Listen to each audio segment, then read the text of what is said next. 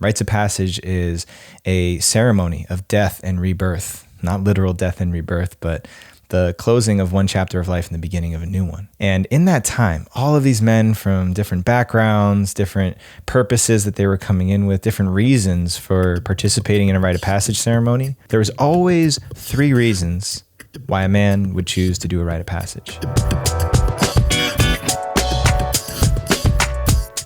So I'm going to share with you those 3 reasons because I think they're going to connect with you out there somehow, some way. So the first reason that any man embraces a challenge is because he wants to see what he's capable of. So many guys come through and engage in a rite of passage because going out and fasting in the desert for 4 days and 4 nights, spending time alone, removed from technology, removed from contact with other people, is a huge disruption in my normal sequence of life. So experiencing challenge and then seeing how do I show up in those challenges, it's a very normal and natural function of coming of age. And we do this in our own way as kids. We jump off of high things. We play with dangerous objects to test our limits. So challenge is an important and essential function in a rite of passage. It cannot be easy. And most men, many men, are engaging and choosing to go on a rite of passage for that reason. Now, number 2 is a reason that is very near and dear to my heart is community. Many of us want to participate in something like this because we want to belong. And by joining a community of people who has themselves on an individual way endured a challenge like fasting out in the wilderness for 4 days, it bonds people, it brings them together. It gives us a shared interest that's more meaningful than what's your favorite sports team or something like that. So a lot of guys who come and participate in rites of passages are looking for a sense of community.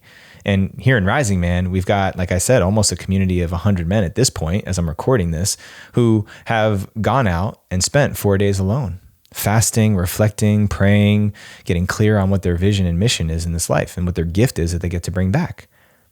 And we call it our Initiated Men of Compass community, the IMOCs.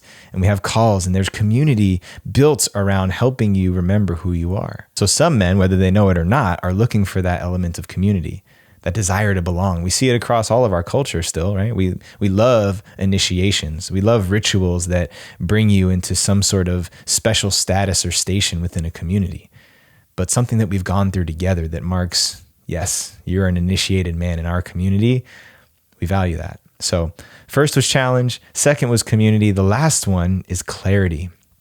Now, if you've never experienced this before, putting all of your technology away, spending 4 days alone in the wilderness, without food, under the stars, so no shelter, without contact with any other humans, without anything to distract you, no books, no audio books or podcasts or anything else, just you and nature.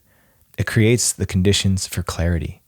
It puts an amplifier on that inner voice of truth that is screaming at you all the time, but is muffled out by all these other distractions.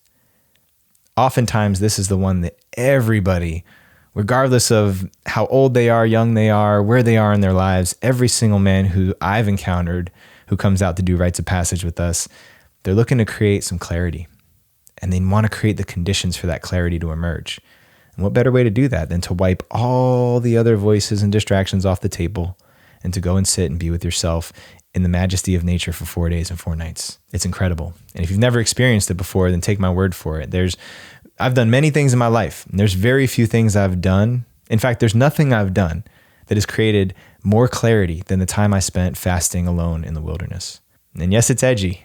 It's also brought me community. And one thing's for sure, it's definitely created those conditions for clarity for myself and for others. So I'm sharing this here today because we're getting ready to go into another round of enrollment for compasses. We're doing 6 of them next year. Count them 6. We're going to be here in Texas, in California, on the East Coast in New York, working with Modern Renaissance men to initiate more men. And we want those who are hearing the call, who want any one or all 3 of these things for themselves, to sign up and say yes, to consider it, to choose for yourself, to go on this journey. So if that message hits, make sure you go check it out. Go to risingman.org/compass. You can apply today while we still have spots available and get yourself out there to the threshold.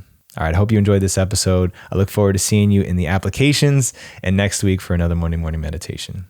Peace and love.